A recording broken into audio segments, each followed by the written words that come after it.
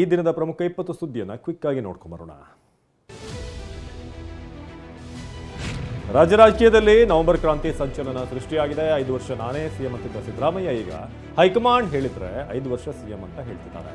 ಸಚಿವ ಜಿ ಪರಮೇಶ್ವರ್ ಪ್ರತಿಕ್ರಿಯಿಸಿ ಸಿದ್ದರಾಮಯ್ಯ 2.5 ವರ್ಷಕ್ಕೆ ಸಿಎಂ ಆಯ್ಕೆ ಆಗಿಲ್ಲ ಅಂತ ಹೇಳಿದ್ದಾರೆ. ಇದೆಲ್ಲದರ ನಡುವೆ ಅಹಿಂದ ನಾಯಕರು ಸಭೆ ಸೇರಿ ಪರೋಕ್ಷವಾಗಿ ಸಿಎಂ ಬೆನ್ನಿಗೆ ನಿಂತಿದ್ದಾರೆ. ಆರ್ಎಸ್ಎಸ್ ಪಥಸಂಚಲನಕ್ಕೆ ಕಡಿವಾಣ ಹಾಕಿದ್ದ ರಾಜ್ಯ ಸರ್ಕಾರಕ್ಕೆ ಹಿನ್ನಡೆಯಾಗಿದೆ. ಯಾಕೆಂದ್ರೆ 10 ಜನರಿಗಿಂತ ಹೆಚ್ಚು ಜನ ಸೇರಿದ್ರೆ ಅಕ್ರಮ ಕೂಟವೆಂದು ಪರಿಗಣಿಸಿದ ಸರ್ಕಾರದ ಕ್ರಮ ಪ್ರಶ್ನಿಸಿ ಧಾರವಾಡ ಹೈಕೋರ್ಟ್ ಪೀಠಕ್ಕೆ ಹುಬ್ಬಳ್ಳಿಯ ಪುನಶ್ಚೇತನ ಸೇವಾ ಸಂಸ್ಥೆ ರಿಟ್ ಅರ್ಜಿ ಸಲ್ಲಿಸಿತ್ತು. ಇಂದು ವಿಚಾರಣೆ ನಡೆದಿದ್ದು, ಪೊಲೀಸ್ ಕಾಯ್ದೆ ಇರುವಾಗ ಈ ನಿಯಮ ಬೇಕೆ ಅಂತ ಪ್ರಶ್ನೆ ಮಾಡಿದೆ. ಸರ್ಕಾರದ ಬೇರೆ ಏನನ್ನೂ ಬಯಸಿದ್ಯಾ ಅಂತ ಹೈಕೋರ್ಟ್ ಪ್ರಶ್ನೆ ಮಾಡಿದೆ. ಅಲ್ಲದೆ ಸರ್ಕಾರದ ಆದೇಶಕ್ಕೆ ಮಧ್ಯಂತರ ತಡೆ ನೀಡಿ ಆದೇಶ ಕೊಟ್ಟಿದೆ. ಹೈಕೋರ್ಟ್ ಸೂಚನೆಯಂತೆ ಕಲಬುರಗಿ ಜಿಲ್ಲಾಡಳಿತ ಸಂಘಟನೆಗಳ ಶಾಂತಿ ಸಭೆ ಕರೆದಿತ್ತು. ಇಂದಿನ ಶಾಂತಿ ಸಭೆ ವಾಗ್ವಾದದ ನಡುವೆ ಅರ್ಧಕ್ಕೆ ಮುಂದಾಗಿದೆ. ಶಾಂತಿ ಸಭೆಯಲ್ಲಿ ಆರ್ಎಸ್ಎಸ್ ಹಾಗೂ ಇತರೆ ಸಂಘಟನೆಗಳ ವಾಗ್ವಾದದ ನಡುವೆ ಮೀಟಿಂಗ್ ಅಂತ್ಯವಾಗಿದೆ. ಹೀಗಾಗಿ ಎಲ್ಲಾ ಸಂಘಟನೆಗಳ ಲಿಖಿತ ಹೇಳಿಕೆ ಆಧಾರದ ಮೇಲೆ ಕಲಬುರಗಿ ಜಿಲ್ಲಾಡಳಿತ ಹೈಕೋರ್ಟ್ಗೆ ವರದಿ ಸಲ್ಲಿಸಿದೆ. ಅತ್ಯಾಚಾರ ಪ್ರಕರಣದಲ್ಲಿ ಜೀವಿತಾವಧಿ ಶಿಕ್ಷೆಗೆ ಗುರಿಯಾಗಿರುವುದನ್ನು ಪ್ರಶ್ನಿಸಿ ಹಾಸನದ ಮಾಜಿ ಸಂಸದ ಪ್ರಜ್ವಲ್ ರೇವಣ್ಣ ಹೈಕೋರ್ಟ್ ವಿಭಾಗೀಯ ಪೀಠದಲ್ಲಿ ಮೇಲ್ಮನವಿ ಸಲ್ಲಿಸಿದ್ರು. ಪ್ರಜ್ವಲ್ ಪರ ಹಿರಿಯ ವಕೀಲ ಸಿದ್ಧಾರ್ಥ್ ಲೂತ್ರಾ ವಾದ ಮಂಡಿಸಿದ್ರು. ವಾದ ಮಂಡನೆ ಬಳಿಕ ಎಸ್ಐಟಿಗೆ ಹೈಕೋರ್ಟ್ ವಿಭಾಗೀಯ ಪೀಠ ನೋಟಿಸ್ ನೀಡಿದ್ದು, ವಿಚಾರಣೆಯನ್ನ ನವೆಂಬರ್ 13ಕ್ಕೆ ಮುಂದೂಡಿದೆ.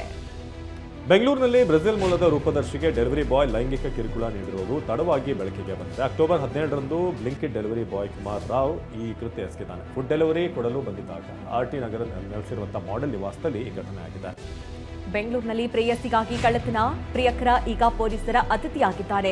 ಪ್ರಿಯತಮೆಗಾಗಿ ಐಫೋನ್ 17 ಸೀರೀಸ್ ಸೇರಿದಂತೆ ದುಬಾರಿ ಮೊಬೈಲ್ಗಳ ಕಳ್ಳತನ ಮಾಡಿದ್ದ ಪ್ರಿಯಕರ ಸೇರಿದಂತೆ 3 ಬಂಧಿಸಲಾಗಿದೆ. ಪ್ರಿಯಕರ ದಿವಾಸ್, ಪ್ರೇಯಸಿ ಅಸ್ಮಿತಾ, ಗೆಳೆಯ ಆರೋಹನ್ ಬಂಧಿಸಿ 30 ಲಕ್ಷ ಮೌಲ್ಯದ 28 ಮೊಬೈಲ್, 1 ವಾಚ್ ವಶಕ್ಕೆ ಪಡೆಯಲಾಗಿದೆ. ಉತ್ತರ ಕನ್ನಡ ಜಿಲ್ಲೆ ಕಾರವಾರದಲ್ಲಿ ಖಾಸಗಿ ಬಸ್ನಲ್ಲಿ ದಾಖಲೆ ಇಲ್ಲದೆ ಸಾಗಿಸ್ತಾ ಇದ್ದ 1 ಕೋಟಿ ಜಪ್ತಿ ಮಾಡಲಾಗಿದೆ. ಗೋವಾದಿಂದ ಬೆಂಗಳೂರಿಗೆ ಸಾಗಿಸಲಾಗ್ತಿದ್ದ ಕಲ್ಪೇಶ್ ಕುಮಾರ್ ಬೊಂಬ್ರಾ ರಾಮ್ ಎನ್ನುವರ ಬ್ಯಾಗ್ ತಪಾಸಣೆ ಮಾಡಿದಾಗ ದಾಖಲೆ ಇಲ್ಲದ 1 ಕೋಟಿ ಹಣ ಪತ್ತೆಯಾಗಿದೆ.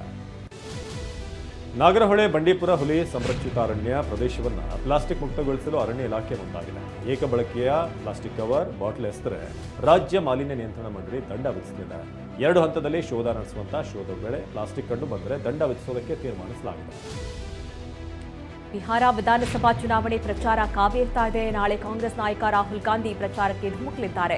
ಮಹಾಗಠಬಂಧನ್ ಮೈತ್ರಿಕೂಟದ ಅಭ್ಯರ್ಥಿಗಳ ಪರ ಮತಯಾಚನೆ ಮಾಡಲಿದ್ದಾರೆ. ಮೈತ್ರಿಕೂಟದ ಸಿಎಂ ಅಭ್ಯರ್ಥಿಯಾಗಿರುವ ತೇಜಸ್ವಿ ಯಾದವ್ ಕೂಡ ರಾಹುಲ್ ಗಾಂಧಿಗೆ ಸಾಥ್ ನೀಡಲಿದ್ದಾರೆ. ದೆಹಲಿಯ ಫರೀದಾಬಾದ್ನಲ್ಲಿ ಇನ್ಶೂರೆನ್ಸ್ ಏಜೆಂಟ್ ಚಂದರ್ ಎಂಬಾತನ ಶವ ಚರಂಡಿಯಲ್ಲಿ ಪತ್ತೆಯಾಗಿದೆ. ಪ್ರಕರಣಕ್ಕೆ ಸಂಬಂಧಪಟ್ಟಾಗಿ ಯುವತಿ ಹಾಗೂ ಆಕೆಯ ಫ್ಯಾನ್ಸಿ ಪೊಲೀಸರು ಬಂಧಿಸಿದ್ದಾರೆ. ಇವರನ್ನ ಮೃತ ಚಂದರ್ ತನ್ನನ್ನು ಬ್ಲ್ಯಾಕ್ ಮೇಲ್ ಮಾಡ್ತಾ ಇದ್ದ ಕಾರಣ ಆತನನ್ನು ಕೊಲೆ ಮಾಡಿರುವುದಾಗಿ ಯುವತಿ ಪೊಲೀಸರಿಗೆ ತಿಳಿಸಿದ್ದಾಳೆ. ಭಾನುವಾರ ಬೆಳಗ್ಗೆ ಚರಂಡಿಯಲ್ಲಿ ಚಂದರ್ ಶವ ಪತ್ತೆಯಾಗಿತ್ತು.